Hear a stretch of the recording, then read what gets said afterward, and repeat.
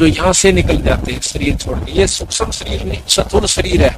ये 5 तत्व का जो अपन दिखा है, ये अपना ये माटी का शरीर है। इसके अंदर एक और शरीर है जिसको सूक्ष्म शरीर कहते हैं।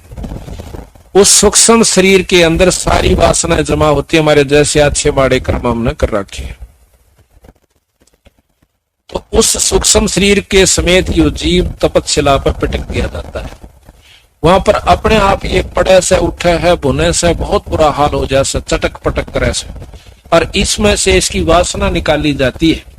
जैसे सुनार सोने में तय खोट काट लेता है तो उसको ता दे सकती, और ता के ओनू कहेगा भाई इसका मेरा बुंजनी थी तो ये कान्ना के बना दे, वो खोट काटेगा, प्योर कर देगा, और फिर उस कान्ना का पहले बुझनी थी फिर कान्ना की बना दी। इसी प्रकार युकाल हमें वहां पटक देता है। एक भक्त ने प्रश्न किया कि क्या वहां पर जीव मरता है? नहीं। आप कहते हो खावस है तो जीव मर गया।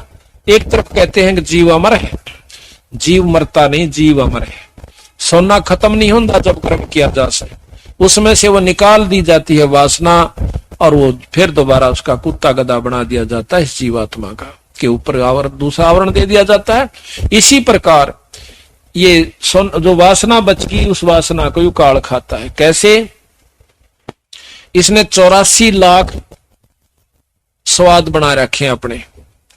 जिस भी योनि में जीव रहता है वो जैसे कर्म करता है वैसे ही उसमें गंध हो जाती है वासना भर जैसे।